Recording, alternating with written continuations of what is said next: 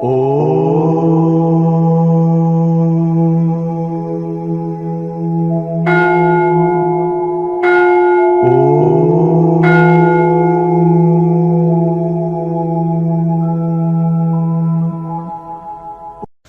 చెప్పుకొని సాధన చేద్దాం.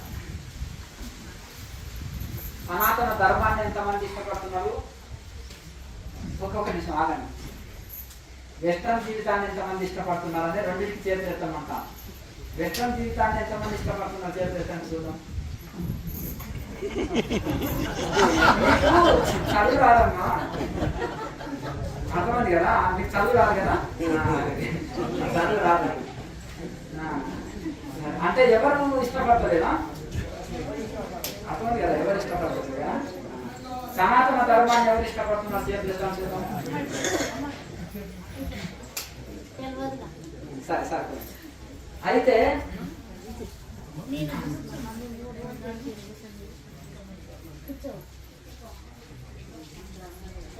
ఓం meditation centres అంటే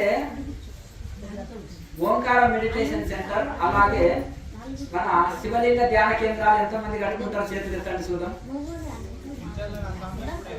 ఎప్పుడైనా సంకల్పం అయితే పెట్టుకుంటారు కదా, భగవంతుడు సహకరిస్తే.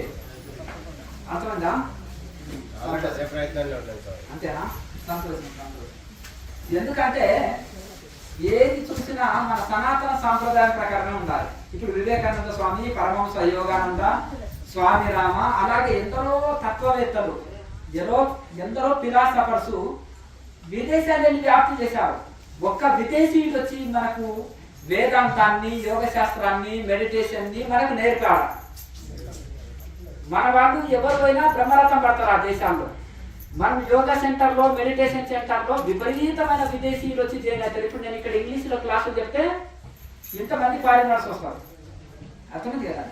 అక్కడికి కూడా మధ్య మధ్యలో వచ్చి చేసిపోతున్నారు క్లాసు. ఇంకా ఇప్పుడు మళ్ళీ ఒక 15 మెంబర్స్ వచ్చేది ఉంది ఫారినర్స్. అర్థమైందా?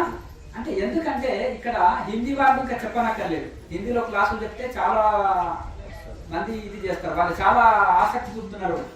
మీరు ఒక హిందీ రాష్ట్రాల్లో ఒక బ్రాంచ్ చేయాలి. ఎందుకంటే నేను హిమాలయస్లో ఉన్నా కనుక అక్కడ వాళ్ళు చాలా కోరుతున్నారు. ఇక్కడ యూపీ, ఉత్తరప్రదేశ్ వాళ్ళు, ఉత్తరాఖండ్ వాళ్ళు ఇట్లా. అయితే మెయిన్ ఏంటంటే ఇక్కడ ఎటు తిరిగి మన సాంప్రదాయ ప్రకారమే ఉండాలి. ఎందుకంటే ఈ వెస్టర్న్ స్పిరిచువాలిటీ కరెక్ట్గా ఉండదు. సైన్స్ ఓకే, ప్రపంచం అంతా ఒప్పుకోదగింది సైన్స్ని, కానీ ఈ వెస్టర్న్ స్పిరిచువాలిటీ అనేది ఇన్కంప్లీట్, అది కరెక్ట్గా ఉండదు. కనుక అందుకనే మన వేదము, ఉపనిషత్తులు, మన శాస్త్రాల ప్రకారంగా ఏదైనా ధ్యానం చేసినా, సాధన చేసినా, ఒక నిర్మాణం చేసుకున్నా, ఒక ధ్యాన కేంద్రం కట్టుకున్నా, ఏది చేసినా ఒక యోగ శాస్త్రం ఉండాలి. అందులో ఒక ఇది ఉండాలి. ఇప్పుడు ఎవరైనా ఉన్నారనుకోండి, నేను కొత్త నమూనాలో ఏదన్నా ధ్యానానికి ఒక గది నిర్మించుకోవాలనుకున్నారనుకోండి, శివలింగం చెట్లు హైదరాబాద్లో శివం ఎంతమంది చూసారు? శివం చే నెంబరు అంబర్పేట శివం బాగుందా? అది మన సాంప్రదాయం, మన కల్చర్. అర్థమైంది కదా? ఆడికి వెళ్ళినప్పుడు ఎట్లా అనిపిస్తుంది? అదే ఇంకొక గార్డెన్లోనో, ఇంకొక అడవిలోనో ఉంటే ఇంకెంత బాగుంటుంది. అవునా? అది కట్టినప్పుడు 40 ఏళ్ల కింద అంటే అదంతా ఇంకా పెద్ద డెవలప్ లేదు ఆ ఏరియా. కనుక ఎట్లా అంటే ఎటు తిరిగి మన కల్చర్ ఉండాలి. అక్కడ పోతే ప్రసన్నత చెందాలి మన మనసు. అంటే డబ్బులు ఖర్చు పెట్టి ఏది చేయవలసిన అవసరం లేదు. ఇంట్లో కూర్చొని ధ్యానం చేసినా అద్భుత ఫలితం వస్తుంది. కానీ ఒకటి ఏంటంటే, ఒకవేళ మనకు కట్టుకోవాలనే కోరిక ఉండి, మాకు డబ్బులు ఉన్నాయి, మేము కట్టుకుంటాం, మేము ధ్యానం చేయడానికి అనుకున్నప్పుడు మన సనాతన పరంపర ప్రకారంగా ఉండాలి. అర్థమైందా? ఇప్పుడు అక్కడ ఒక శివలింగం కనిపిస్తుంది, అందులో గుహ ఉంది. అర్థమైందా? దాని కింద కూర్చొని మెడిటేషన్ చేయడానికి గుహ ఉంది. కొత్తగా ఏదో స్వామికి అనుకోవడం ఏం కాదు. పాత ఆశ్రమం గుట్ట మీద నేను తపస్సు చేసినా అక్కడ కూడా ఉంటుంది. ఇప్పుడు మీ శివాలయం పైన కూడా చూశారు కదా ఎంత ఇది. అట్లా ఆ విధంగా ఎటు తిరిగి మన సాంప్రదాయ ప్రకారంగానే ఉండాలి. అట్లా భవిష్యత్తులో ఓం మెడిటేషన్ సెంటర్స్ చాలా వస్తాయి.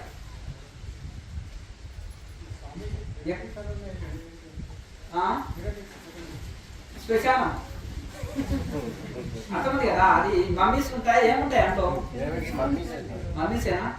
అందులో శక్తులు ఉంటాయంట. ఏమన్నా డాక్టర్ అమ్మ ఒప్పుకుంటాను, ఎనర్జీ లెవెల్స్ పెరుగుతాయంట. రాయి ఇసుక ఇటుక కదా, అంతేనా కదా? అది ఏదైనా ఇదే, ఆ భ్రమని మనం విడవాలి అర్థమైంది కదా. కనుక గొప్ప గొప్ప ఋషులు ప్రతి ఒక్క పంచ కైలాసాలు కానీ గొప్ప గొప్ప కొండలు ఎట్లుంటాయి, శివలింగ ఆకారంలో ఉంటాయి. గిరి ప్రదక్షిణ చేస్తారు అన్ని. శివలింగం దాకా ఉండే కొండకు గిరి ప్రదక్షిణ చేస్తారు. కృష్ణ పరమాత్మ కూడా గిరి ప్రదక్షిణ చేయించారు, కొండకు పూజ చేయించారు. ఒకటి ఏంటంటే ఆ కొండలో గుహ ఉంటుంది, పైన శివలింగం ఉంటుంది. అట్లా ఆ విధంగా మన సాంప్రదాయ ప్రకారం షేడ్ చక్రాలు ఓం ఎంతో ప్రాధాన్యత ఉంది. కనుక ఓం మెడిటేషన్ సెంటర్స్. కనుక ఆకారం బ్రహ్మ, ఉకారం విష్ణు, మకారం మహేశ్వరుడు, త్రిమూర్తులు, త్రివేదములు, సమస్త సృష్టికి ఓంకారం మూలాధారము. తస్యవాచక ప్రణవ. పతంజలి మహర్షి చెప్తాడు, తస్యవాచక ప్రణవ. పరమాత్మకు పేరు ఏంటయ్యా అంటే ఓం. కనుక ప్రతి దేవుడి మంత్రానికి ముందు ఓం ఉచ్చరిస్తాం. ఓం కృష్ణాయ నమః, ఓం రామాయ నమః, ఓం గణపతయ నమః అంటారు. ఓం ఎందుకు చేశారు? ఇంజన్. ఓం అనేది ఇంజన్, మిగతాది డబ్బలు. పేర్లు అనేటివి డబ్బలు. ఆ డబ్బలని ఇంజన్ దాక్కొని వెళ్తుంది. కనుక ప్రతి మంత్రానికి ఓం లేనిది బీజాక్షరం ఓం. ఓం లేనిది ఆ మంత్రం ఉచ్చరించబడదు. కనుక ఇద్దరు యోగులు కలిసినప్పుడు ఏమనుకుంటారు? ఓం అంటారు. యోగ చేసే వాళ్ళు ఏదైనా కానీ. కనుక చాలా ప్రాధాన్యత ఉంది. కనుక మన ఋషులు చాలా చాలా మేధస్సు కలిగిన వాళ్ళు. లక్షల సంవత్సరాలు తపస్సు చేశారు. తపస్సు చేసి మనకు అందించారు అన్నమాట. ఈ అద్భుతమైన ఉపనిషత్తులు అందించారు, యోగ శాస్త్రాలను అందించారు. పతంజలి సూత్రాలు చదవాలి ప్రతి ఒక్కరు. తర్వాత భగవద్గీత చదువుకోవచ్చు. లేదంటే మాకు అంత టైం లేదంటే ప్రవచనాలు వినవచ్చు. ఉన్నాయి కదా మన కేఎంసీ ఛానల్లో కూడా పతంజలి సూత్రాలు, భగవద్గీత వాటి గురించి అంటే చాలా షార్ట్ కట్లో చెప్పినాం. ఎక్కువ లేకుండా మామూలుగా సింపుల్గా వాక్యాలను చెప్పినాం. అవి వినడం వలన మనకు రైట్ సాధన చేస్తున్నామా చేస్తలేమా అనేది తెలుస్తుంది. సాధకుడికి కొన్ని రూల్స్ ఉంటాయి కదా, ప్రతి దానికి కొన్ని ప్రిన్సిపల్స్ ఉంటాయి. అలాగే కొన్ని సూత్రాలు పాటించేది ఉంటుంది తప్పనిసరి. ఒక రోగి ఉన్నాడు, రోగం న్యాయం కావాలంటే ఉండాలి, షుగర్ ఉంది, తీపి తినకూడదు, ఉప్పు కారాలు తక్కువ తీసుకోవాలి, అంతేనా? మళ్ళీ ఇంకా భోజనం చేయాలి, చేదు పదార్థాలు, పుల్లటి పదార్థాలు తీసుకోవద్దు, ఎక్కువ తీసుకోవద్దు. ఆకలి కాకుండా ఆకలి అవుతుంటుంది, కొంచెమే ఆకలి అయినప్పుడు కొంచెమే తీసుకోవాలి. కనుక ప్రతి దానికి, ప్రతి రోగానికి కొన్ని నియమాలు ఉంటాయి. ఆ నియమాలు పాటించినప్పుడే రోగం త్వరగా నయమవుతుంది. మనుషులకు ఏం రోగం ఉంది ఇప్పుడు?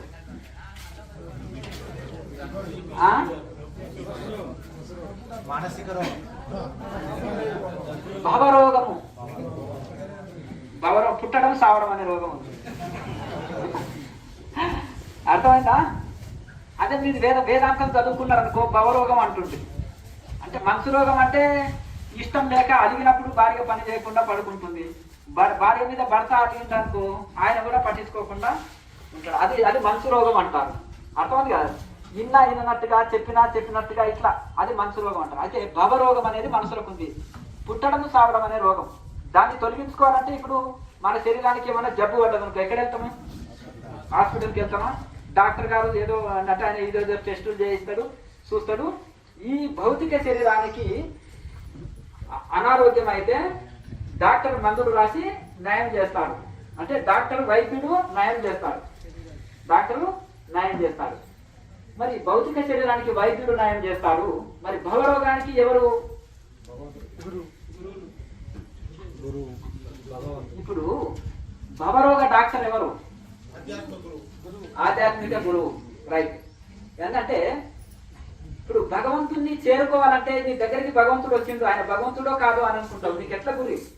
ఇప్పుడు తల్లి వచ్చింది, తండ్రి ఏం చేస్తాడంటే ఈయన గర్భిణిగా ఉన్నప్పుడు ఆయన అమెరికా వెళ్ళిపోయాడు.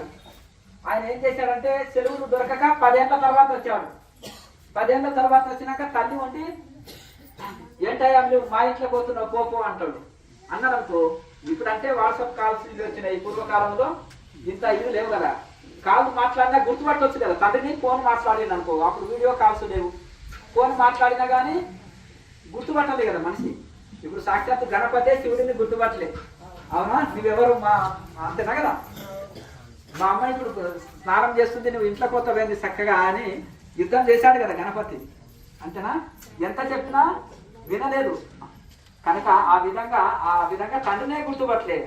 అలాగే సాక్షాత్తు భగవంతుడు వచ్చిన మనుషులు గుర్తుపట్టలేదు. అలాగే కనుక ఈయన భగవంతుడు అని గురువు చూపిస్తేనే గురువు లేకపోతే ఎంత నష్టమో తెలుసా మీకు? చాలా మంది ఈ మధ్యలో గురువు అక్కర్లేదు అంటున్నారు. కొంతమంది ఏమంటున్నారంటే అవసరం వచ్చినప్పుడు గురువు ఉండాలి, లేకపోతే అక్కర్లేదు అంటున్నారు. ఇంకొక ఆయన ఏం చేస్తారంటే ఎవరో శివుల మంత్రం చెప్పిండని మళ్ళీ చెప్పేసి నువ్వు ఆ గురువు అక్కర్లేదంటే ఎవరు రాలే ఆయన తానికి. మళ్ళీ తర్వాత అరే నా దుకాణం నడుస్తలేదని గురువు తప్పనిసరి ఉండాలి, నాకు మాత్రం గురువు అక్కర్లేదు, మీకు తప్పనిసరి గురువు ఉండాలి. అర్థమైంది కానీ ఎందుకంటే మీకు కుండలిని యాక్టివేట్ కాదు, జాగృతి కాదు. మరి నీకు ఎవరు జాగృతి చేసిండ్రా?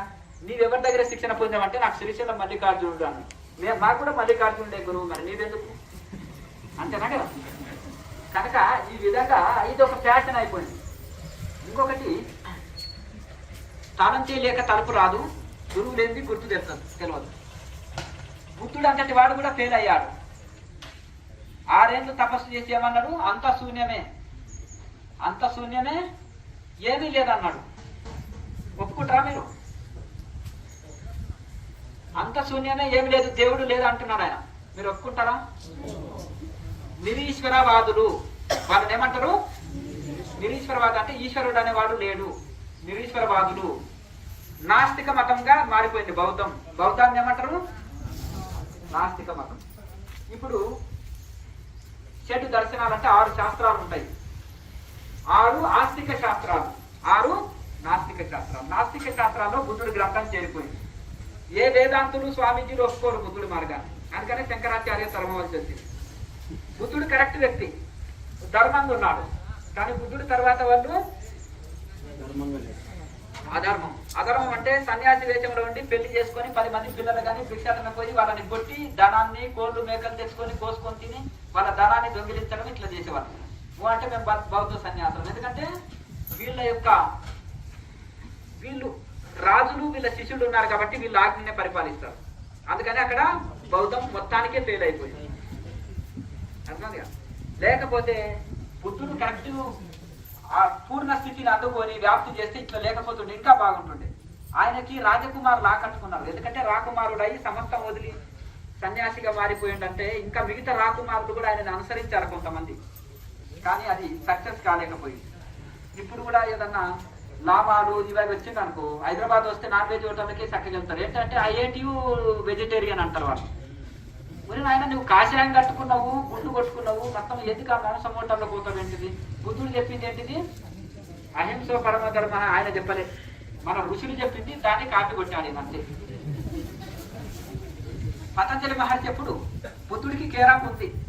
ఎప్పుడు పుట్టాడు, ఎప్పుడు వచ్చాడు, ఏంటిది? 2000 సంవత్సరాలు. పతంజలి మహర్షి ఎప్పుడు చెప్పండి? అర్థం యుగ యుగాల నుంచి ఆయన ఏమన్నాడు? అహింస అసత్యాస్తే బ్రహ్మచర్యం అపరిగ్రహ. యమనియమాలు పాటించాలి, అహింస తప్పకుండా పాటించాలి. అహింస పరమో ధర్మ అనేది వేదం చెప్తుంది. కనుక ఆ విధంగా ఇప్పుడు ఈయన ఏంటంటే దా సూత్రాన్ని పాటించాడు. అష్టాంగ యోగాన్ని అష్టాంగ మార్గంగా చెప్పాడు. పంచశీలాలని యమనియమాలని పంచశీలాలుగా వ్యాప్తి చేశాడు. కనుక ఈ విధంగా వీళ్ళేం కొత్తగా చెప్పలే, దాన్ని కాపీ కొట్టి చెప్పుకోకపోవడం. చైనా వాడు అంటారు వీళ్ళని.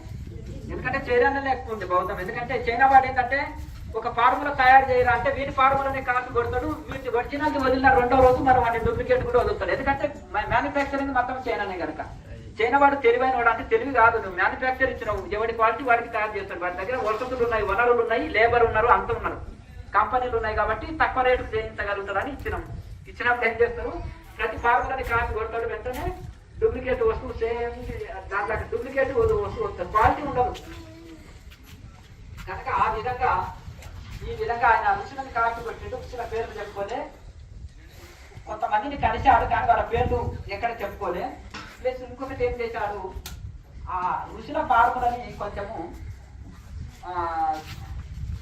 తీసుకున్నాడు కొన్ని, కానీ పూర్తి స్థాయిలో ఆ గురువు దొరికి మార్గాన్ని చెప్పలేకపోయాడు. ఆ గురువు ఉంటే వీళ్ళకి గైడెన్స్ ఇచ్చి భగవంతుడు ఉన్నాడనే విషయాన్ని ఒప్పుకుంటుండే. ఇక దేవుడు లేదని చెప్పడానికి నువ్వు 6 ఏళ్ళు తపస్సు చేసి నీవే కావాలన్నా మాకు. ఆల్రెడీ ఏది తపస్సు చేయని వాడు, ఏది లేని వాడు ఎంతో మంది దేవుడు లేడు నాస్తిక వాళ్ళు తినుతారు సాగు. దేవుడు ఇచ్చింది పుట్టి తెలుసు, తినాలి, అనుభవించాలి, కావాలి, అంతే కదా. ఇది ఉన్నాయి కదా. మరి నువ్వు తపస్సు చేసి నాస్తికులని ముద్ర వేసుకోవడం ఎందుకుంటా? తపస్సు లేకుండా నాస్తికులు అంటే అదే నిజంగా బాబు ఏమీ తెలియదు అని అనుకోవచ్చు. ఇంత తపస్సు చేసి మళ్ళీ నాస్తికుడికి ఎందుకు మారిపోయింది అంటే గురువు లేకపోతే ఇంత అపాయం అని బుద్ధుడిని ఎగ్జాంపుల్గా చెప్తున్నాం అంతా, అంతే కదా. కనుక శాస్త్రాన్ని అధ్యయనం చేయక గురు పరంపరలో లేకపోతే ఇంత నష్టం ఎవరిలాకంటే ఎగ్జాంపుల్ బుద్ధుడులా. కానీ బుద్ధుడు మంచివాడు, ఎందుకంటే అహింస పెట్టాడు, ధర్మంగా జీవించాడు, కొన్ని పద్ధతులు పెట్టాడు. ఆయన ఉత్తమ సాధకుడు, ఉత్తమ స్టూడెంట్ అంటారు. ఉత్తమ స్టూడెంట్ కానీ పీజీపీహెచ్డీ పూర్తి చేయలే, ఉద్యోగం రాలేదు, అర్థం కదా. కానీ స్టూడెంట్కు ఉన్న లక్షణాలు అన్నీ ఉన్నాయి. కానీ అతనికి ఒక సరైన మా గురువు ఉండి కరెక్ట్ గైడెన్స్ ఇస్తే అతను ఒక ఐఏఎస్, కలెక్టరో, ఇంజనీరో, డాక్టరో అయ్యేవాడు. కానీ ఆ గైడెన్స్ ఎవరిని తీసుకోలేక మంచి లక్షణాలు స్టూడెంట్ లక్షణాలు కనుక్కున్నాడు. కానీ ఇప్పుడు పేషెంట్కి ఉండే లక్షణాలు కరెక్ట్గా ఉన్నాయి, మంచిగా పద్ధతులు పాటిస్తున్నాడు. కానీ డాక్టర్ని మంచి డాక్టర్ని కలవక మెడిసిన్ వాడుకోలేదు, అర్థం కాదు. ఇంకా మెడిసిన్ వాడితే తొందరగా క్యూర్ అవుతుంది కదా. నియమాలు పాటించాలి, మెడిసిన్ ఉండాలి, శాస్త్రం ఉండాలి, సాధన ఉండాలి. కనుక మనం చేసేది రైటా రాంగ్ అనేది ఒక గురువు సూచిస్తాడు. కనుక ఇంత అపాయం అని దీనివల్ల మనం ఎగ్జాంపుల్ తెలుసుకోవాలి. మరి సరే, ఒకరు మెడికల్ కాలేజ్ పోయిండు, మొదటి రోజే డాక్టర్ సర్టిఫికెట్ ఇచ్చి ఇంకా ట్రీట్మెంట్ చేయకు అంటే చేస్తానా? ఎందుకు? ఎంతమంది ప్రాణాలు పోతాయి, అవునా? ఆపరేషన్ చేయవనుకుంటారా కదా, లేకపోతే సంచిని కుట్టేసినట్టు కుట్టేస్తుంటారు, అవునా? కత్తరించి కుట్టేస్తుంటారు ఎవరు? మంచి అనుభవం ఉన్న డాక్టర్ అయితే, అవునా? కనుక ఒక్క రోజులో డాక్టర్ కాలేడు, ఒక్క రోజులో ఇంజనీర్ కాలేడు, ఒక్క రోజులో కలెక్టర్ కాలేడు, ఒక్క రోజులో కూడా గురువు కాలేడు. చాలా మంది ఏమంటారంటే మా దాంట్లో ఒక్క రోజునే మేము అయ్యో మీరు శిష్యులు ఉండడం ఇష్టమా? మా దాంట్లో ఒక్కడే రోజు గురువుగా ఇస్తాడు, చందాలు వసూలు చేసుకోవచ్చు, ధ్యాన మందిరాలు కట్టియచ్చు, మంచిగా మా సార్ అయితే అన్ని ఎంత స్వేచ్ఛ ఇచ్చాడు, మీరు ఆల్ ఎంజాయ్ అంటున్నాడు. మరి నాయన నువ్వు ఆల్రెడీ మీకు పప్పుల్లో ఏ రాండి నేర్పనక్కర్లేదు, నేను అర్థమైంది కదా. బాగా కమ్మగా చేసుకొని తినండి అని నేర్పనక్కర్లేదు. ఇవన్నీ ఆల్రెడీ విసికి వచ్చారు మీరు. అంటే ఏం లేదు బాబు, ఇందులో ఏదో పొందాలని. ఇప్పుడు ఫారినర్స్ ఉన్నారు అనుకోండి, ఎక్కువ మాట్లాడరు, వాళ్ళు సైలెంట్గా వస్తారు. ఎందుకంటే వాడు చిన్నప్పుడు సందే డ్రగ్స్, వైన్స్, ఇది స్మోక్ చేసి బుర్ర పాడైపోయి వద్దురా బాబు అయ్యి దానికి విరక్తి కలిగి అదన్నీ వదిలేసేసి వచ్చి డీప్గా మౌనం, ఎవరన్నా మాట్లాడినా మాట్లాడాడు, డీప్గా తపస్సు చేస్తాడు. ఇంకా నాకు వద్దు అనుకున్నాడు, అన్ని చూశాడు జీవితంలో. విపరీతమైన సాధన చేస్తారు మన వాళ్ళకంటే. ఎందుకు? ఇది కాదు కదా. మీరు ఆధ్యాత్మికం అంటే సంపూర్ణంగా ఆధ్యాత్మికంలోకి వచ్చినప్పుడు పూర్తి ఫలితం మనకు లభిస్తుంది. కనుక మనకు సనాతనమైన ఋషులు చెప్పిన మార్గంలో వెళ్తే అద్భుత ఫలితాలు పొందుతాయి. అంటే రోగి పథ్యం ఉండాలి, ప్లస్ మెడిసిన్ వాడాలి. ఈ భవరోగం పుట్టడం సావడం అనే రోగానికి కూడా నియమాలు పాటించాలి, ప్లస్ సాధన చేయాలి. ఈ రెండు కండిషన్స్ తోటి మనము ఈ పుట్టడం సావడం అనే భవరోగం పోయి ముక్తాత్మలం అవుతాం. కనుక కర్మ ఉంటే జన్మ, జన్మ ఉంటే కర్మ. ఈ కర్మచక్రం నుంచి బయటపడతాం. బయటపడాలంటే తప్పకుండా మనము సాధన ఉండాలి. శరీరం ఉంటేనే సాధన చేస్తాం. శరీరం కలు సాధనం అంటారు. ఈ శరీరం సాధనకు సహకరించాలంటే యోగం ఉండాలి. దీనికి మార్గదర్శకుడు ఉండాలి. శాస్త్రాలు ఉన్నాయి, మార్గదర్శకుడు ఉన్నాడు, శరీరం ఉన్నది, చేయాలని ఓపిక ఉంది, అంతే కదా. అందుకనే వచ్చారు. కనుక మనం రోజు ఉదయం సాయంత్రం 2 పూటలు సాధన చేస్తే అద్భుత ఫలితాలు వస్తాయి.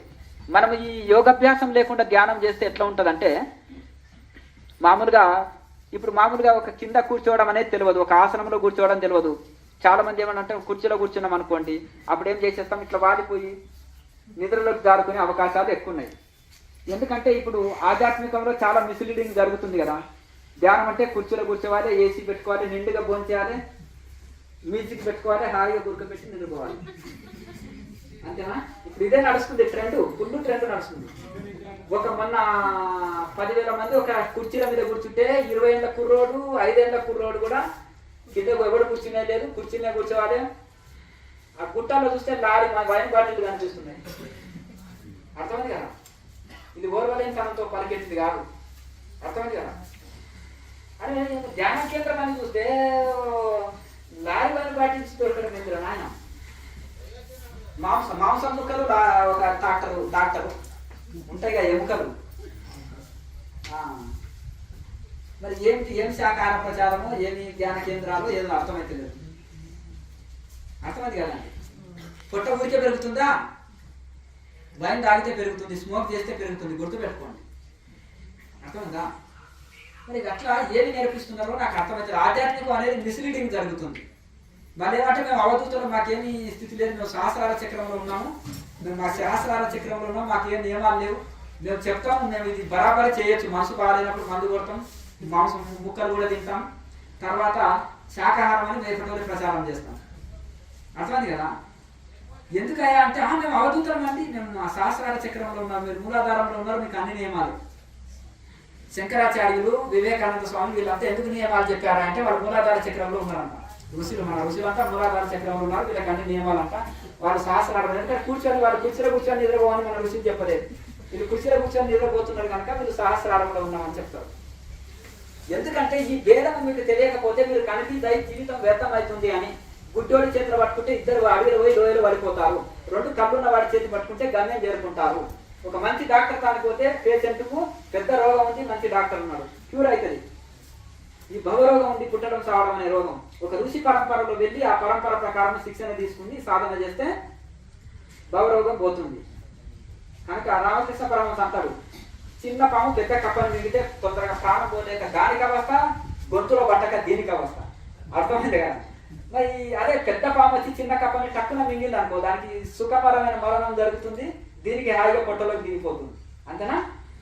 ఇట్లా కాకుండా అట్లా వాడికి అవస్థ వీడికి అవస్థ. ఏదైనా సందేహం వస్తే అడిగితే అది చెప్పలేక ఏగలేక ఏదైనా ఇట్లా. కనుక ఇప్పుడు ఈ విధంగా మీరు ఒక మంచి మార్గంలో వచ్చిన తర్వాత కూడా కన్ఫ్యూజ్ కావద్దు. ఈ యొక్క ఇది మళ్ళీ మీరు ఎందుకంటే కన్ఫ్యూజ్ కావద్దు అని నేను, ఎందుకంటే ఆడంబరాలు, ఆ యొక్క ప్రోగ్రామ్స్ పెద్ద పెద్దవి చూసో లేకపోతే సంథింగ్ ఏదో ఉంది అని భ్రమపడదు. ఇంకా కొంతమంది సెలబ్రిటీలతో చేస్తారు, కొంతమంది ఇంకా రకరకాలతో చేస్తుంటారు, ఈవెంట్స్ అని చేస్తుంటారు, ఇంకా కొంతమంది ఇక ఎంటర్టైన్మెంట్ అంటారు. కానీ కనుక వీటితో మీరు కన్ఫ్యూజ్ కావాల్సిన అవసరం లేదు. ఋషి పరంపరలో ఉండి సాధన చేసి తరించండి అనేది చెప్తున్నాం. అర్థమైంది కదా? ఈశ్వరుడు అనుగ్రహిస్తే నల్లమల ఫారెస్ట్ లో, మనం డీప్ ఫారెస్ట్ లో మనం ఒక సెంటర్ ఏర్పాటు చేసుకుందాం. మనం కూడా మనం తక్కువ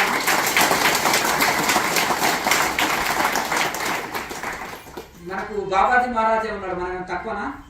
చెప్పండి. నువ్వు డబ్బున్నవాడే గొప్పవాడు అనుకుంటే, డబ్బున్నవాడే గొప్పవాడు అనుకుంటే అర్థమైంది కదా? మనం డబ్బు మీద దృష్టి పెట్టలేదు. అర్థమైంది కదా?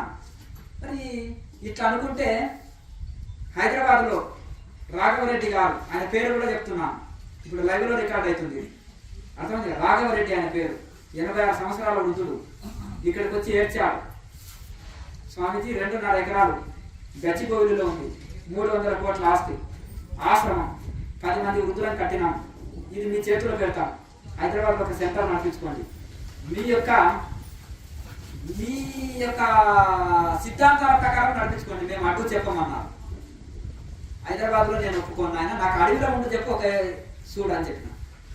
అర్థమైంది కదా? ఇది ఇక మళ్ళీ వివేకానంద కేంద్రకి ఇచ్చారు, సరిపోయింది.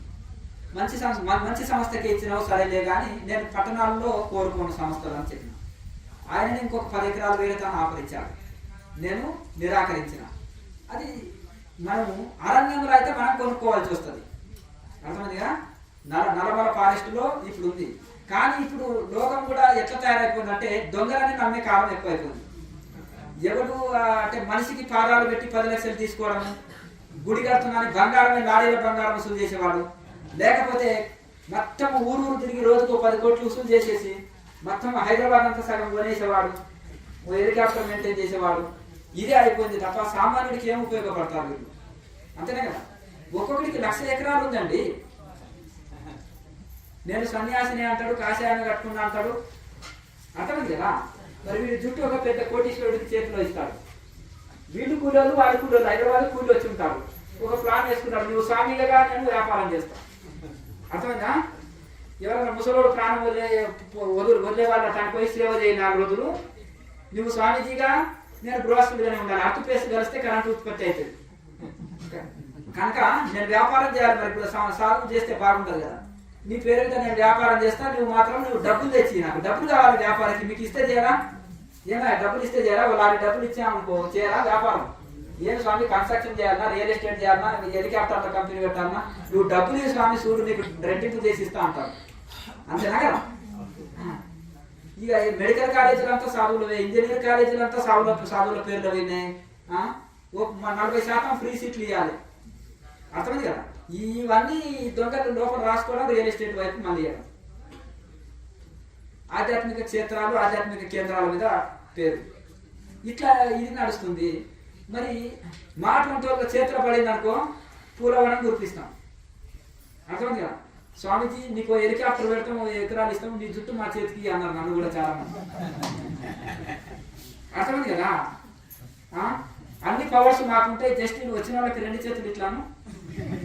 లేకపోతే మేము ఆ వెహికల్స్ కూడా అక్కడ ఉన్నాయి కదా, అవన్నీ ఒకసారి చూపించు. ఆ వెహికల్స్ కూడా ఏమంటామంటే అన్నిటికీ పార్కింగ్ ఇప్పటి వల్లే 300 టికెట్ ఉంటుండే, పార్కింగ్ టికెట్. అర్థమైనా ఏంటంటే అంటే స్వామీజీ ఆండవారు లేదు, ఇప్పుడు మా ఆండవారు వచ్చేసింది, మీరు రూల్స్ స్వామీజీ చెప్పాడు, మఠం ఎట్లా నడపగలుగుతామని టికెట్ గురువు గారే చెప్పారు. ఏమా ఇంత పెద్ద కారులో వచ్చినావు నువ్వు, 300 టికెట్ పెట్టడానికి నీకు కష్టం ఉందా, అంతేనా కదా అంటారా. అట్లా కనుక ఇప్పుడు ఆశ్రమ దర్శనాలకే టికెట్లు ఉన్నాయి కదా. మన స్వామీజీ పాద పూజలకు అది వేరే. మన ఒక ఆయన అంటున్నాడు ఎన్ఆర్ఐ, స్వామీజీ మీరు ఎన్ఆర్ఐ ఆన్లైన్ క్లాసు మా మీద దయచేసి ఆన్లైన్ క్లాసులు ఇవ్వరు, కానీ ఎన్ఆర్ఐస్ పాపం రాలేరు కదా, మీరు సంవత్సరాల నుంచి గొంతు దించుకుంటే మేము ఎవడో ₹1 నీకు ఆశ్రమానికి సహకారం చేయలేదు, మేము టెస్ట్ కూడా చేస్తున్నాం, ఎప్పుడన్నా నోరు తెలిసి అడుగుతావని. అటువంటిది సంవత్సరాల నుంచి జరుగుతుంది. మా పక్కన ఇంటోళ్ళు 10 మంది ఉన్నారు, జస్ట్ పల్లెంలో పాదాలు పెట్టే 2 నిమిషాల్లో కడిగి ఎత్తిన చదువుకుంటే $1000 చెక్కులు అన్ని $1000 చెక్కులు ఇచ్చే వాడు తీసుకొచ్చేసి రియల్ ఎస్టేట్ దంతా విన్నో లేకపోతే కన్స్ట్రక్షన్ కంపెనీ లెక్కనో పెట్టేసి. అర్థమైంది కదా. ఎవరికి ఉపయోగపడిందయా? చెవుల మంత్రం చేతుల రూపాయి, చెవుల మంత్రం చేతుల రూపాయి, చేతుల రూపాయి పెట్టి వాడు జరిగిపోయా, చెవుల మంత్రం చెప్పి వీడు జరిగిపోయా. ఏమి లాభం లేదు. సమాజానికన్నా ఏదో కొన్ని గురుకులాలు నడుపుతున్నారు, కొన్ని ఏదైనా స్కూల్ కాలేజీ నడుపుతున్నారు, లేకపోతే ఇప్పుడు సత్యసాయి బాబా ఉన్నాడు, కొన్ని జిల్లాలకే నీళ్లు ఇచ్చాడు, 260 దేశాల్లో ఫ్రీ స్కూల్స్ నడిపాడు మహానుభావుడు. అర్థమైంది కదా. సోషల్ సర్వీస్ అన్నా చేశాడు. ఒక్క దొంగ చేస్తున్నాడా ఇప్పుడు? సోషల్ సర్వీస్ అన్నా చేస్తున్నారా? ఏమన్నా ఒక ఆయన నేను గంగని శుద్ధి చేస్తాను, నీ హృదయం శుద్ధి చేసుకోరా బాబు. క్లాసులు అని 20 లక్షలు 30 లక్షలు తీసుకుంటూ, హిమాలయ టూర్ తీసుకెళ్తే 50 లక్షల ప్యాకేజీ తీసుకుంటూ నువ్వు గంగని శుద్ధి. అర్థమైంది కదా. ఇది చేస్తా అది చేస్తా అని ఫాలోవర్స్ పెరిగినాక ఈ సేవ పేరు మీద చెప్తాడు. విపరీతంగా దోపిడే ఉంది తప్ప ఏముంది చెప్పండి. అర్థమైంది కదా. కనుక నేను ఒకటే, ఎందుకంటే ఇప్పుడు మనకు నర్మల ఫారెస్ట్ లో 100 ఎకరాలు చూసినాం, ఒకే దగ్గర ఉంది. అదో లోకం. ప్రతి ఒక్కరికి room free, food free, accommodation free ఇవ్వడానికి నేను సిద్ధంగా ఉన్నాను. ఎందుకు? ఒక సన్యాసి చేతులు ఉంటేనే ధర్మంగా. ఒక యోగి ఆదిత్యనాథ్ ఉన్నాడు, తన చెల్లెలు ఉంది, టీ హోటల్ పెట్టుకున్నది, ఒక సీఎం చెల్లెలు. ఆయన 2 సార్లు సీఎం ఆయన, 3 సార్లు మినిస్టర్గా చేశాడు. ఆయన రోజుకు 6 గంటలు ధ్యానం చేస్తాడు, నాగు పరంపర. అర్థమైంది కదా. మేము డైరెక్ట్ కలుస్తాం వాళ్ళని. అర్థమైందా. మేము సాధువులది బండారాలు జరుగుతుంటాయి కదా, మా పక్కనే కూర్చొని భోజనం చేసి వెళ్తాడు. కానీ ఆయన అనుకుంటే ఒకసారి సీఎం అయితే 4 లక్షల 5 లక్షల ఎకరాల పొలాలు ఉంటాయి, అలాగే కొన్ని లక్షల కోట్లు విదేశీ ఎన్నో కంపెనీలు పెట్టుకొని విదేశాలకు పంపించే దొంగలు ఉండే ఈ కాలంలో ఆయన అనే హక్కు ఎవరికి ఉంది ఈ కాలంలో? ఆర్మీలో చిన్న ఉద్యోగం వాళ్ళ తమ్ముడు ఎవరు, అతను కష్టపడి ఈయన సీఎం కాకముందే ఆయన ఆర్మీలో జాబ్ తెచ్చుకున్నాడు, అది వేరు. అతను చిన్న ఫ్యామిలీ. మరి ఒక 1 లక్ష ఎకరాలు ట్రాన్స్ఫర్ చేయడానికి ఆయనకు అధికారాలు ఉంటాయి మస్తు. అర్థమైంది. ఏదో కొత్త జీవో తీసుకొచ్చింది అనుకో, మిగిలిన పొలం వల్ల మొత్తం కబ్జాలు పెట్టేసుకోవచ్చు. అర్థమైంది కదా. మనం అనవద్దు. కానీ ఇప్పుడు నడుస్తలేదా? ఇక్కడ ఏం నడుస్తుంది? మిగిలివాటి భూమి చేయాలంటే ఒక జీవో తీసుకురావాలి, అందరికి కొంత మిగిలింది నాదే. అర్థమైంది కదా. అప్పుడు 10 లక్షల ఎంత, ఇప్పుడు ఒక 10-20 లక్షల ఎకరాలు మిగులుతాయి, బినామీ పేర్ల మీద ట్రాన్స్ఫర్ కొట్టుకోవచ్చు. ఇప్పుడు నడుస్తున్నది అంతా అదే. అంటే నేను ఎందుకు ఈ అంతా చెప్తున్నా, నేను పొలిటికల్ గురించి మాట్లాడను. అంటే అటువంటి త్యాగపరులను విమర్శించేటోళ్ళు అంటే వేసే వచ్చి ప్రతివతను ఎక్కిరించినట్టుంటుంది. అర్థం కదా. అదే సొంత స్వార్థం చూసుకుంటున్నాడా, భోగ జీవితం గడుపుతున్నాడా, నేల మీద పడుకుంటున్నాడు. అర్థమైంది కదా. అందుకనే ఎవరో సన్యాసం పుచ్చుకుంటాడో అని సీఎంఓ పిఎంఓ చేయాలి, గుర్తుపెట్టుకోండి. సర్వసంగ పరిత్యాగి, ఫ్యామిలీతో అటాచ్మెంట్ డిటాచ్మెంట్ ఫ్యామిలీతో ఉండకూడదు. ఇక సమాజానికి సేవ చేయడానికనే ఉండాలి. అటువంటి వాళ్ళతోటి దేశం బాగుపడుతుంది. నిజంగా మనం అనొద్దు కానీ మన తెలుగు రాష్ట్రాలు చాలా దరిద్రంగా ఉంది. ఇప్పుడు హిందీ రాష్ట్రాల్లో చూస్తే అంటే మిగతా భారతదేశంలోనే దరిద్రంగా ఉంది మన తెలుగు రాష్ట్రాలు. ఇంత అవినీతి ఎక్కడ లేదు. అర్థమైంది కదా. మరి ఏమి దానికి ఆదాయం లేదా? మస్తు ఆదాయం ఉంది, చాలా ఆదాయం ఉంది. ఉన్నదంతా లోపలికి వేసుకుంటే ఎట్లా ఉంటుంది? వచ్చిందే ఇక నాకు ఇంకేముంటుంది. అర్థమైంది కదా. ఇప్పుడు నేను అనేది నువ్వు ఒక 10 రూపాయలు వర్క్ చేసినావు అనుకో, 7 రూపాయలు నీ అకౌంట్లో కొట్టుకొని 3 రూపాయలు కాంట్రాక్టర్కి ఇచ్చి పని చేయమంటే ఏం చేస్తావు? గట్టిగా అందరూ మూత్రం వస్తే కొట్టుకోపోతుంది ఏదైనా. అంతేనా కదా. ఇట్లా నడుస్తుంది. ఇప్పుడు నేను ఒకటి మెయిన్ ఏంటంటే ఇప్పుడు ఆధ్యాత్మిక సంస్థలు అట్లే తయారైపోయింది. అంటే భౌతికవాదులు అనుకో, పోనీ ఆధ్యాత్మిక వీళ్ళకన్నా ఏమన్నా ఉందా అంటే హృదయ శుద్ధి ఉందా, పవిత్రత ఉందా, సేవాభావం ఉందా అంటే ఈ దోపిడీలే జరిగిపోతుంది. కర్ణాటకలో ప్రతి ఒక్కటి ఇంజనీరింగ్ కాలేజీలు, స్కూళ్ళు అన్ని సాధువుల పేర్లు వినండి. ఒక్కొక్క సాధువు పేరు మీద 20-30 ఇంజనీరింగ్ కాలేజీలు, మెడికల్ హాస్పిటళ్ళు, అలాగే ఇంకా అన్ని సాధువుల పేర్లు విని. మళ్ళీ ఏమన్నా ఫ్రీ అంటే ఇక్కడికి వచ్చిన వాళ్ళు కూడా చెప్పినాము, మా బాబు మా పాప ఆడ స్కూల్ ఫలాని గురువు గారు దాంట్లో కట్టిన ఎంత ఫీజు నాయనంటే ఇంత ఎక్కువ ఎందుకయ్యా అంటే ఏదన్నా ఆధ్యాత్మికం కూడా మా పిల్లలకి చెప్తారేమో అంటే ఏమైనా చెప్తున్నారంటే ఏం చెప్పట్లేదు అంటున్నారు. మరి మామూలు దాంట్లో చదివిస్తే బెస్ట్ కదా. బయటకంటే 10 రెట్లు ఫీజు ఎక్కువ ఉన్నాయి. ప్రతి ఒక్కరు ఏం చేసిండ్రంటే టూరిస్ట్ ప్లేసులలో 100 రూములు 500 రూములు లాడ్జింగులు కట్టుకున్నాం. వాటిని లాడ్జింగులు అంటాం మేము, ఆశ్రమాలు కాదు లాడ్జింగులు. ఇక కిరాయిల కోసము పెట్టుకున్నారు. 5,000 10,000 వస్తాయి రోజు కిరాయి రెంటు లాడ్జింగులు. అంటే నింద మందు కొట్టి పొరలాడిపోయినరా బాబు అని. ఇట్లా మరి ఎందుకు వెళ్తుందో ఆధ్యాత్మికం, ఎటువైపు వెళ్తుందో ఈ డబ్బుని తప్పుదారి మళ్ళించి దీని మీద వ్యాపారాలు చేసి దీని మీద ఇది చేసి చిన్న ఆశ్రమాలు పవిత్రంగా ఉన్నాయి, చిన్న ఆశ్రమాలు నడపలేక అవస్థ పడుతున్నారు. అర్థమైంది కదా. నడపలేక అవస్థ పడుతున్నారు. ఒక త్యాగజీవి నడిపే సంస్థకి ఎంత సహకరిస్తే అంత అద్భుతంగా దాన్ని పూలవనం కురిపించగలుగుతాడు. ఇది పరిస్థితి. అక్కడ సద్వినియోగం అవుతుంది ప్రతిదీ. చింత తెచ్చినా పులుపు చావదు అన్నట్టు గృహస్థులు మెయింటైన్ చేసే దాంట్లో ఆ వ్యామోహము, తన కుటుంబం అనే వ్యామోహం పోదు. గృహస్థులు ఏం చేశారంటే ఇప్పుడు స్వామీజీల జుట్టాన్ని పట్టుకున్నారు. అంటే మేనేజ్మెంట్ వాళ్ళ చేతిలోకి తీసుకొని నన్ను బొమ్మను చేసి ఆడిచ్చే సంస్థలు ఉన్నాయి, పెద్ద సంస్థలు ఇప్పుడు ఇవన్నీ. ఇంకొకటి రెండోది వీళ్ళే స్వామీజీలుగా మారిపోవడం. రెండో కేటగిరీ గురూజీగా మారిపోవడం. అర్థమైంది కదా.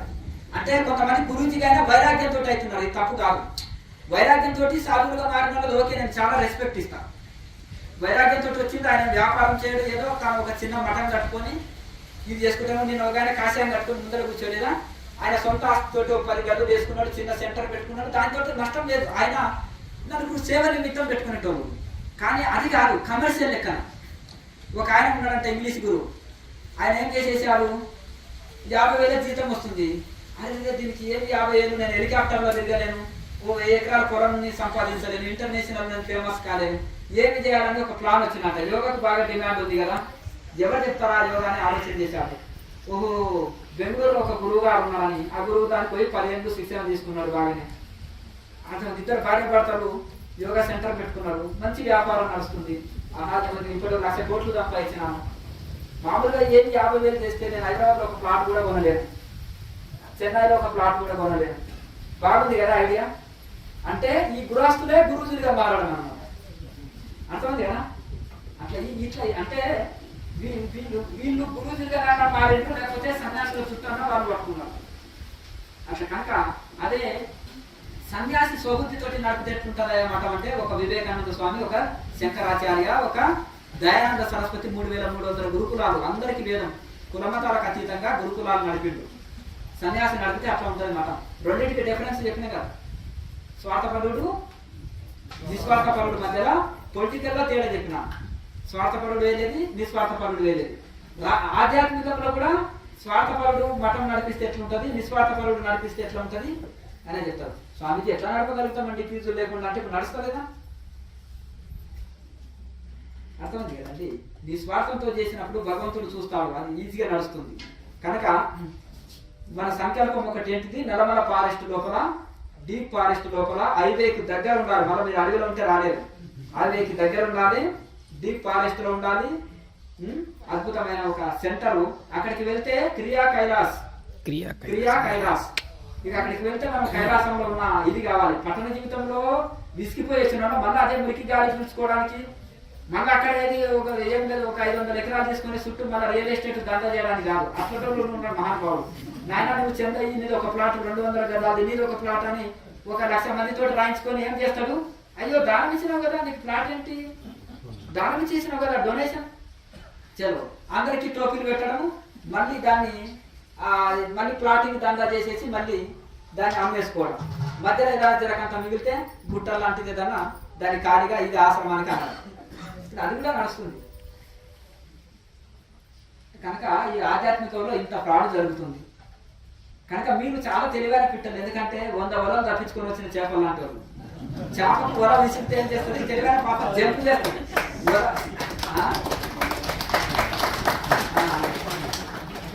చేప ఏం చేస్తుంది? వల మీద జంప్ అవుతుంది. అవునా, వల మీద జంప్ అవుతుంది. లేదంటే కిందంగా వల విసిరితే దాని కిందంగానన్నా వెళ్ళిపోతుంది, సైడ్ కొట్టన్నా. ఎట్లయినా అలా ఎన్నో సెంటర్లను తప్పించుకొని ఎన్నో పుస్తకాలు చదివి, మీరు మేధావులు అండి, ఎన్నో పుస్తకాలు చదివి ఎన్నెన్నో సెంటర్స్ తిరిగి వచ్చిన వాళ్ళు ఉన్నారు. ఎన్నో సెంటర్స్ తిరిగి అన్ని వచ్చిన వాళ్ళు ఉన్నారు. కొంతమంది డైరెక్ట్ కూడా వచ్చిన వాళ్ళు ఉన్నారు. ఇక చెప్పేదానికి చేసేదానికి ఒకటే ఉంది, స్వామికి మంచిది ఓం అని వెళ్తారు. అంతేనా? అదే అంటారు. అక్కడ అంటున్నాడు ఒక ఆయన, అయ్యో మన లోపల ఏమన్నా కలెక్షన్ పెడతాడేమనుకున్నాను, అందులో అక్కడ ఫ్రీ అన్నాడు. పోయేటప్పుడు కూడా ఏం అనలేదయ్యా, మంచిదే ఇటువంటి చూసినా. మళ్ళీ అక్కడికి పిలిచినాక మళ్ళీ పెద్ద లిస్టు రాస్తే ఒట్టి చేతులు వచ్చినాయి కదా మేము అంటారు. అట్లా కనుక ఇది దొరికినప్పుడు మీరు దీన్ని సాధన చేసి సద్వినియోగం చేసుకోండి. బ్రహ్మ విద్య అమ్మకానికి కాదు. అర్థమైంది కదా అండి? ఇప్పుడు ఏం చేస్తున్నారంటే ఒక ఆయన ఏం చేస్తాడు, చిన్న స్కూల్ నడుపుతున్నాండి ఫ్రీగా అంటాడు, బ్రహ్మ విద్యను మాత్రం అమ్ముతాడు. అది కాదు నాయన, దానికి స్కూల్కి ఫీజులు తీసుకున్నా సరే తల్లిదండ్రులు కడతాడు ఫీజులు. బ్రహ్మ విద్య ఫ్రీగా అందాలి కాలంలో. ఆధ్యాత్మిక విద్య ఫ్రీగా అందాలి. అది ఋషుల ఆశయం ఇది. కనుక ఇప్పుడు మనం ఈ 2 పూటలు ఇవి సాధన చేయండి. మంచి ఆరోగ్యవంతులుగా ఆత్మజ్ఞానులుగా తయారుగాండి. ఇప్పుడు ఆరోగ్య సమస్యలు ఉన్నాయి, మనశ్శాంతి లేదు, అలాగే స్టూడెంట్కు మెమరీ పవర్ లేదు, ఏకాగ్రత లేదు, అలాగే నానా రకాల ఇన్ని సౌకర్యాలు ఉండి ఇంత డెవలప్ అయినా కానీ నానా రకాల సమస్యలు ఉన్నాయి మనుషులకు. ఈ 2 పూటలు సాధన చేస్తే మనకు అన్ని కల్పవృక్షము కామధేనువు. కల్పవృక్షం చెట్టు కింద కూర్చొని ఏది కోరినా అది ఇస్తుంది. ఈ క్రియాయోగం అనేది ఆరోగ్యం సరి లేదా చేయండి, ఆరోగ్యం చక్కబడుతుంది. మనశ్శాంతి లేదా మనశ్శాంతి చక్కబడుతుంది. స్టూడెంట్కి మెమరీ పవర్ లేదా అది చక్కబడుతుంది. సంకల్పం లేదా నువ్వు సంకల్ప శక్తి పెరిగి అనుకున్న కార్యాలు సాధించగలుగుతావు. ఎలా అంటే ఇది సైంటిఫిక్ అన్నమాట. యోగాన్ని ఎన్ని దేశాలు ఒప్పుకున్నాయి?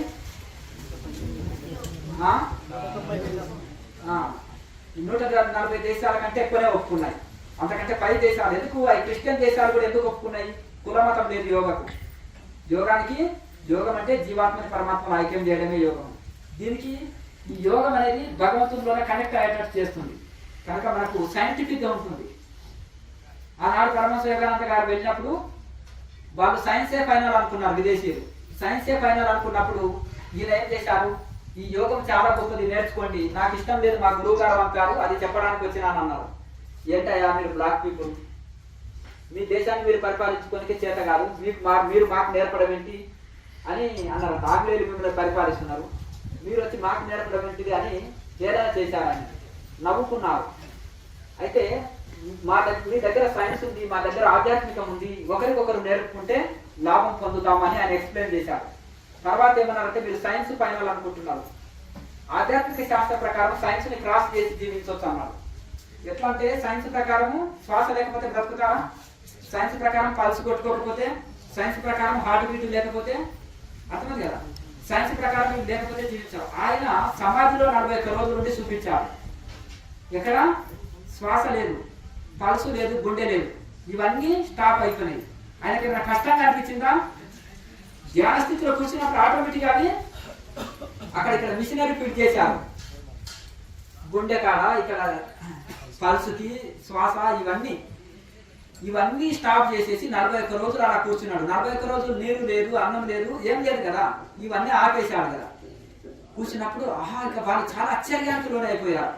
అప్పుడు వాళ్ళు బ్రహ్మరథం పెట్టారు. 1,000,000 పీపుల్స్ ఒక్కొక్క స్టేడియంలో మిలియన్ పీపుల్స్ ఆయన దగ్గర నేర్చుకుంటారు. ఒక యోగాత్మకత చదివారా? మరి అక్కడ స్టేడియంలో ఎంతమందికి ఇస్తారు ఒక్కొక్క రోజు దీక్షలు? ఒక్కొక్క రోజు ఎంతమందికి నేర్పేవాడు పరమహంస యోగానంద గారు? ఆనాడు ప్రపంచంలో ఎందరో సైంటిస్టులు, అంతేనే కదా. ఇప్పుడు స్టీవ్ జాబ్స్ తెలుసా మీకు? ఎవరు? యాపిల్ ఆయన కదా. ఆయన చివరి దశలో నేను మీకు $1 మిలియన్ ఒక ఆస్తి ఇస్తానని అందరికి ఆటోబయోగ్రఫీ ఆఫ్ యోగి పుస్తకాన్ని ఇచ్చి ఇది మీ జీవితాన్ని మారుస్తుందని ఆయన ఎంప్లాయీస్ అందరికి పంచారు. ఆయన అందరి ఎంప్లాయీస్ కు పంచారు. అక్కడ అమెరికా అధ్యక్షులు, గొప్ప గొప్ప సైంటిస్టులు, గొప్ప గొప్ప మేధావులు అందరూ కూడా చేశారు. మన ఇండియాలో కూడా దారి మాసే శిష్యులు, స్వాతంత్ర సమర యోధులందరూ కూడా దారి మాసే శిష్యులే. రవీంద్రనాథ్ ఠాగూర్ ఇటువంటి వాళ్ళందరూ కూడా లాయర్ మాసే శిష్యుడే. వాళ్ళందరికీ దీక్షలు ఇచ్చారు అప్పుడు లాయర్ మాసే. కనుక ఈ విధంగా క్రియాయోగం అనేది సైంటిఫిక్ గా ఉంటుంది. క్రియాయోగం అనేది ఫ్లైట్ వే, విమానంలో కూర్చుంటే కాశీ విశ్వనాథుని గంటలో దర్శనం చేసుకుంటాం, ఇది షార్ట్ కట్ వే. అలాగే ఇంకొకటి, ఇంకా క్రియాయోగం చేసే వాళ్ళు ఎందులోకి వెళ్ళనక్కర్లేదు, వేరే అన్ని యోగాలు చేసే వాళ్ళు ఇందులోకి రావాల్సిందే. ఎందుకంటే అది వన్ పార్ట్. ఇక్కడ తపస్సు, స్వాధ్యాయం, ఈశ్వర ప్రధానం, క్రియాయోగ. తపస్సు అంటే ధ్యాన యోగం ఉంది, స్వాధ్యాయం అంటే జ్ఞాన యోగం ఉంది, జ్ఞానయోగం అంటే సెల్ఫ్ ఎంక్వైరీ, వేదాంత విచారణ, ఈశ్వర ప్రణిధాన, సెరెండర్నెస్ తోటి చేయాలి. ఇది భగవంతుడికి పూర్తిగా శరణాగతి తోటి చేయాలి. కనుక ఇవన్నీ కలిపి వచ్చిందే ఇది. కనుక దీన్ని మనము ఇది చేయాలి. ప్రతి ఒక్కరు ఇది చేస్తే ఇంకా మనం కన్ఫ్యూజ్ కావాల్సిన అవసరం లేదు. ఇది ఋషులు మునులు అందరూ ఆచరించింది. ఉపనిషత్తు సారమే పతంజలి సూత్రాలు, పతంజలి సూత్రాల సారమే క్రియాయోగం. ఇక మనము ఈ యొక్క చక్రాలు ఎక్స్రే మిషన్కి అందుతాయా? అందుకనే లేవంటారు, అంతేనా? కానీ మనం ఎలక్ట్రాన్ న్యూట్రాన్ వరకే చూడగలుగుతాం, అంతకంటే సూక్ష్మమైన చూడగలం. ఇప్పుడు కొన్ని సమస్యలలో రిపోర్ట్లో ఏమొస్తుంటుంది? నార్మల్ అని వస్తుందా? సమస్య అట్లే ఉంటుందా? మరి ఇక డాక్టర్ మాత్రం ఏం చేయగలుగుతాడు? స్కానింగ్ మిషన్లో దాంట్లో ఎక్స్రే మిషన్ బట్టి చేయగలుగుతాడు. ఆయన చదువుకున్నది అంతవరకే కదా.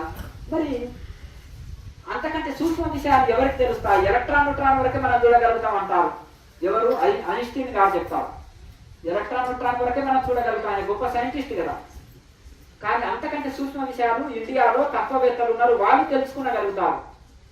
వాళ్ళ సూక్ష్మ దృష్టి వలన మనం మైక్రోస్కోప్ తోటి చూడగలుగుతాం ఎలక్ట్రాన్ న్యూట్రాన్, కళ్ళకు చూడలేము. అంటే ఆ సూక్ష్మంగా ఉంది కనుక మన కళ్ళ కనిపించదు. కానీ ఈ ఆత్మ ఆ ఎలక్ట్రాన్ న్యూట్రాన్ కంటే కూడా కొన్ని కోటి రెట్లు సూక్ష్మంగా ఉందంట. అందుకనే ఈ మైక్రోస్కోపు దాన్ని చూపించలేదు. మరి స్థూలంగా అంటే బ్రహ్మాండం అంతా నిండి ఉంది అంట, సూక్ష్మమా అంటే మనకు కనిపించనంత సూక్ష్మంగా ఉంది. మనము ఎలక్ట్రాన్ న్యూట్రాన్నే చూడలేకపోతున్నాం, మైక్రోస్కోప్ తోటి చూడగలుగుతున్నాం. మరి అంతకంటే కోటి రెట్లు సూక్ష్మంగా ఉంటే కనిపిస్తుందా మనకు? ఒక ఆయన అన్నాడంట, ఏనుగు ఆత్మ చీమలోకి చీమ ఏనుగు ఆత్మ చీమ, ఏనుగు జన్మ చీమకు వస్తుందా స్వామి అన్నారంట. వస్తుందా అంటే ఏనుగు ఆత్మ చీమలోకి ఎలా దూరుతుందండి అన్నారంట. మరి నాయన ఇది ఆత్మ మన వెంట్రుక కంటే కోటాను కోట్లు సూక్ష్మమైంది, అందుకనే అది ఎందులోకైనా దూరుతుంది నాయన అన్నారంట. ఏ శరీరంలోకైనా పోతుంది. కనుక ఈ విధంగా మనకు మనం సూక్ష్మ దృష్టి ద్వారా ఇంద్రియాలకు అతీత స్థితిలో దైవాన్ని అనుభూతి పొందగలుగుతాం. కనుక మన మనసుని అంత సూక్ష్మంగా తీసుకెళ్తుంది. నిద్రలో గుండె, శ్వాస ఇవన్నీ నెమ్మదిగా నడుస్తాయి, అందుకనే సుఖంగా నిద్రపోతాం. ధ్యానంలో కూడా ధ్యానం చేసి వెంటనే మీరు స్కానింగ్ తీసుకున్నారు అనుకోండి, మీ బ్రెయిన్ ఎట్లా వరకు చేస్తుంది? గుండె నెమ్మది ఇస్తుంది, చాలా నెమ్మది నడుస్తాయి కాబట్టి అంత ప్రశాంతంగా కూర్చోగలిగారు. అలాగే ఇంకా సమాధిలో ఉండే వాళ్లకు ఇవన్నీ ఆగిపోతాయి టోటల్గా. అంటే ఎంత విశ్రాంతి లభిస్తుందో చూడండి. శరీరం వేడిగా ఉంటుంది, ఇవన్నీ శరీరంలో ఏ పార్ట్ పనిచేయదు, చక్కగా కూర్చొని ఉండగలుగుతారు. కనుక ఆ విధంగా శవంలో మాత్రం ప్రాణం ఉండదు, ఇందులో ప్రాణం ఉంటుంది, ఇంతే తేడా. కనుక ఈ యొక్క శ్వాసని కూడా ఆగిపోతుంది. కనుక పరమహంస యోగానంద గారికి ఇదంతా చూసిన తర్వాత ప్రతి ఒక్కరు విశ్వసించి యోగాన్ని నేర్చుకోవాలని ఆసక్తి. ఇప్పుడు హార్ట్ స్ట్రోక్ వచ్చిందండి, హార్ట్ అటాక్ అండి అంటారు. మరి ఒక చిన్నకాలం గుండె ఆగితే బ్రతకలేడు కదా, మరి ఇది లేకుండా కూడా జీవించగలుగుతున్నారు కదా. సగటు మనిషికి ఎంత వాటర్ అవసరం రోజులో?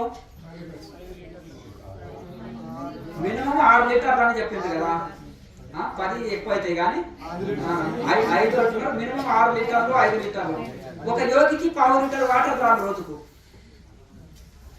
మరి డాక్టర్ ప్రకారం లేదు ఆరోగ్యం పాడైతే శరీరంలో మలినాలు, లవణాలు, మలినాలు అన్నీ ఉంటాయంటారు. అంటే దానికి ప్రత్యామ్నాయంగా ఆయన ప్రాణాయామం చేస్తున్నాడు కాబట్టి వాయువు వలన అది క్యూర్ చేసుకుంటున్నాడు, ఆక్సిజన్ ప్రాణశక్తిని శరీరానికి అందిస్తున్నాడు. అలాగే ప్రాణశక్తిని శరీరానికి అందిస్తున్నాడు. శరీరంలో ఎక్కడ బ్లాక్స్ ఉండవు. ఇప్పుడు నాడులు బ్లాక్ అయినాయి అనుకో, అందుకనే ఈ కాళ్ళ నొప్పులు కీళ్ళ నొప్పులు రకరకాలు వస్తాయి. ఆ ప్రాణశక్తి వలన ఈ బ్లాక్స్ అన్ని ఓపెన్ అయిపోతాయి. ఇవన్నీ కూడా చైతన్యవంతమవుతాయి, నాడు శుద్ధి జరుగుతుంది. మీరు ఎవరైనా 1 కేజీ తిని జీర్ణిస్తారా? సాధారణ సాధకులు జీర్ణిస్తారు, అర్థమైంది కదా. యోగి 1 కేజీ తిని జీర్ణిస్తాడు. 4 రోజులు పెట్టకుండా లో బీపీ రాదు. మళ్ళా 4 రోజులు భోజనం పెట్టకుండా లో బీపీ రాదు. అట్లా తిండిపోతు కాదు యోగి. అంటే అంత డైజెషన్ సిస్టమ్ అంత బాగా పని చేస్తుంది అని నిరూపించడానికి. ఏమంటే యోగం చేసి రోగం వచ్చిందేమో అందుకనే జీర్ణం అయితే లేదు, ఆయన తింటలేడు అనుకుంటాం. అవునా అంటారా?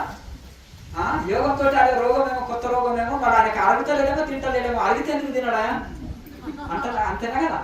అంటే నేను 1 కేజీ తిని జీర్ణించే శక్తి నాకు ఉంది, కానీ నేను మితాహారం చేస్తున్నాను, అయినా నా శరీరం నాది తట్టుకుంటుంది, సహకరిస్తుంది అని నిరూపించగలిగిన ఇవన్నీ. కనుక ఆ విధంగా ఈ విధంగా సైన్స్ ని క్రాస్ చేసి కూడా జీవించగలిగారు ఋషులు. దీనివల్ల ఆరోగ్యం, శాంతి, మోక్షం ప్రసాదిస్తుంది క్రియాయోగం. కనుక 2 పూటలు చేసి మన జీవితాన్ని ధన్యం చేసుకుందాము. ఇంకా కన్ఫ్యూజ్ కానక్కర్లేదు మనము. అయితే మన శరీరంలో శరీరచక్రాలు మూలాధారం నుంచి మలద్వారం నుంచి 1 ఇంచు పైన మూలాధార చక్రం ఉంది. యూరినల్ దగ్గర స్వాధిష్టాన చక్రము, నాభి మధ్యలో మణిపూరక చక్రము, ఛాతి మధ్యలో అనాథ చక్రము, కంఠం మధ్యలో విశుద్ధ చక్రము, 2 కనుబొమ్మల మధ్యలో ఆగ్నేయ చక్రము, అలాగే సహస్రారం మాడు భాగం కదా. ఇవి ఎందుకు కలిపియమంటే సూక్ష్మంగా ఉన్నాయన్నమాట, కంటికి కనిపించాలంట. సూక్ష్మ దృష్టి ద్వారా అనుభవంలోకి తెచ్చుకుంటాం. అయితే ఇవి ఎప్పుడైతే మూలాధారంలో కుండల్ని యాక్టివేట్ అయిందో అది భూతత్వం. మూలాధారం అంటే భూతత్వం. సమస్త ఓషధులు భూమి నుంచే కదా తయారయ్యేది, భూమి నుంచే కదా సమస్త ఓషధులు. ఆ భూతత్వము అది ఎప్పుడైతే మూలాధారం సిద్ధి అయితే లాభం ఏంటంటే అంటే సంపూర్ణ ఆరోగ్యం వస్తుంది. మొదలు చాలా మంది ఏమంటారంటే ధ్యానం చేస్తూ నాకు ఆరోగ్యం సరిలేదంటే రైట్ మెడిటేషన్ చేస్తలేదు, రాంగ్ మెడిటేషన్ చేస్తున్నారు. ఆ మూలాధార చక్రము శుద్ధి అయితేనే ఓషధులకు సమస్త ఓషధులు వచ్చేటిదంటే భూమి ద్వారా. ఆ భూతత్వం ఎప్పుడైతే మూలాధారం శుద్ధి అయితే సంపూర్ణ ఆరోగ్యం వస్తుంది. ఇక ఈ విధంగా మనకు శరీరము, మనసు 2 ఆధీనంలోకి వస్తాయి. స్వాధిష్టాన చక్రం ఆధీనంలోకి వస్తాయి. ఇక శరీరం అగ్నిమయంగా మారిపోతుంటుంది. మణిపూరక చక్రం అంటే అగ్నితత్వం కదా. ఏది తిన్నా జీర్ణించగలుగుతాడు, ఏదైనా అగ్నిమయంగా అయిపోతుంది. అంటే అన్ని తట్టుకుంటుంది. అతను ఎండ, వాన, చలి ఎక్కడైనా శరీరం తట్టుకునే శక్తి కలుగుతుంది. అది అగ్నితత్వంగా అయిపోతుంది శరీరం. కనుక ఉదయ చక్రం తోటి సమస్త జీవరాశులు నా స్వరూపమే అని అనుకుంటారు. దయా దాక్షిణ్యం కలిగి సంపూర్ణమైన సేవ చేయగలుగుతారు సమాజంలోకి వస్తే. లేదంటే దయా దాక్షిణ్యం కలిగి ఉంటారు. అయ్యా హృదయం లేదా అంటారు ఎవరన్నా. అంతేనా? హృదయం లేదా అంటే దయ లేదా అని అర్థం. దయా దాక్షిణ్యం అక్కడ కైండ్, అక్కడ దయా దాక్షిణ్యము వస్తుంది మనిషికి. కనుక ఆ హృదయ చక్రం ఇచ్చుకోకుండా ఎవరు మఠాలు కట్టొద్దు, లేకపోతే సేవ చేయలేరు. అర్థమైందా? సేవా కార్యక్రమాలు తలపెట్టొద్దు, ఎందుకంటే అప్పటి వరకు స్వార్థం పోదు. హృదయ చక్రం ఇచ్చుకున్నప్పుడే నిస్వార్థ సేవ చేయగలుగుతారు. బిరుదులు ఎవరైనా తగిలించుకోవచ్చు, అర్థమైంది కదా. మస్తు తగిలించుకోవచ్చు. ఇప్పుడు ఎవరైనా పెట్టాలన్నా ఎవరంతటా వాళ్ళ పేరుకి 20 బిరుదులు తగిలించుకోవచ్చు, అంతేనా కదా. పుస్తకాలు అందులోకి వెళ్ళి ఇందులోకి వెళ్ళి కొన్ని పాయింట్స్ తీసేసి ఒక పుస్తకం రాయొచ్చు, అర్థమైంది కదా. ఏమో ఫోన్ ఉంటే యూట్యూబ్ ఛానల్ పెట్టుకోవచ్చు, దానికి పెద్ద కష్టమా చెప్పండి, అంతేనా. అది కాదు, కన్ఫ్యూజ్. ఒక అనుభవజ్ఞుల దగ్గర మనము ఇది చేయాలి. ఒక తపస్సంపన్నులు అయి ఉండాలి, ఒక యోగి అయి ఉండాలి, ఒక తపస్సంపన్నులు అయి ఉండాలి, ఋషి పరంపరలు ఉండాలి. అది మనం చూడాలి. కనుక ఇప్పుడు ఈ విధంగా మనము ఈ శాస్త్రీయంగా మనము ఇది సాధన చేస్తుండాలి. ఈ ప్రాణాయామ సహిత మెడిటేషన్ కనుక ఇది ప్రాణాయామం చేసి ఈ యొక్క 6 ముద్రలు ఎందుకు ఊరికి కూర్చొని ధ్యానం చేస్తే అంటే నాడీ మండల శుద్ధి లేనందువలన కూర్చున్నప్పుడు నిద్రలోకి జారుతుంటారు, లేకపోతే మనకు కాళ్ళ నొప్పులు వస్తుంటాయి, శరీరం సహకరించదు. ఆ సాధన వలన మనకు శరీరము, మనసు సహకరిస్తుంది. గంటల తరబడి సాధన చేసే శక్తి కలుగుతుంది శరీరానికి. మనసు సహకరిస్తుంది, మనసు అంతర్ముఖం అవుతుంది. ఈ మనసు చాలా మటుకు అందరికి ఎందుకంటే అంతర్ముఖం కాదు. ఇది బ్రహ్మదేవుడు ఏం చేశాడంటే బహిర్ముఖం అయ్యి పూర్వకాలంలో ఏం చేశాడు, బ్రహ్మ సృష్టి అప్పుడు అంతర్ముఖం అయితే పుట్టించాడు. సనకసనందనులు, నారదుడు ఇటువంటి వాళ్ళంతా యోగులుగా మారిపోయారు. అప్పుడు ఆయన సృష్టి జరుగుతలేదు. అప్పుడు ఆయన గొప్ప ఇది చేశాడు. మనిషి ఎంత తలకిందులుగా కూర్చున్నా కానీ మనసు అంతర్ముఖం కావద్దు, బహిర్ముఖమే కావాలి అని బ్రహ్మదేవుడు ఒక శాపం పెట్టేశాడు. కనుక మనిషి ఏంటంటే అటు ఇటు పరిగెత్తడం అంటే ఈజీ, కూర్చోవడం అంటే చాలా కష్టం. శరీరానికేమో పరిగెత్తితే అలసట, మనసుకేమో కూర్చుంటే అలసట. మీరు కుదురుగా కూర్చోండి, ఏం చేయకుండా అది పరిగెత్తుతూనే ఉంటుంది, మహా కష్టం. చిన్నపిల్లవాడిని కూర్చోబెట్టినట్టు చిన్నపిల్లవాడు కూర్చుంటాడా, వాడు కూర్చోడు పరిగెత్తుతుంటాడు. కనుక ఈ మనసు అనేది వాయువు అంశ, గాలి కంటే రాకెట్ కంటే స్పీడు. ఇది చంద్రమండలం ఓసారి పోయిందంటే వెళ్ళిపోతుంది అది. కనుక ఈ విధంగా మనసుని నిలబెట్టడానికి కూడా మనసు బహిర్ముఖమే అవుతుంది, అంతర్ముఖం కాకుండా బ్రహ్మ శాపం ఉంది. అదే బ్రహ్మదేవుడు మరి అదే బ్రహ్మ మళ్ళీ దానికి ఒక టెక్నిక్ చెప్పారు. ప్రయత్నం చేత ఈ ప్రాణాయామ అభ్యాసం, విచారణ, సాధన ఎవరైతే చేస్తారో వాళ్ళు అంతర్ముఖం చేయొచ్చు. సమస్య ఇచ్చాడు, పరిష్కారం ఇచ్చాడు. రోగం ఉంది, మెడిసిన్ ఉంది. రోగం ఉంది, మెడిసిన్ ఉంది. ఆ మెడిసిన్ వాడి రోగం తగ్గించుకోవచ్చు. అందుకనే ఈ ప్రాణాయామ టెక్నిక్ లేకుండా మనసు నిలవదు. ఈ ప్రాణాయామ టెక్నిక్ వలన మనసును అంతర్ముఖం చేసుకొని ఆటోమేటిక్గా మనము సమాధి స్థితిని అందుకొని ఆత్మజ్ఞానం పొంది మోక్ష స్థితిని అందుకోవచ్చు. కనుక ఈ ప్రాణాయామ టెక్నిక్ లేకుండా అంతర్ముఖం కాదు కాబట్టి మనసే శ్వాస, శ్వాసే మనసు. కనుక దీన్ని మనం అంతర్ముఖం చేసుకునే టెక్నికే ఇక్కడ నేర్పించడం జరుగుతుంది క్రియాయోగంలో.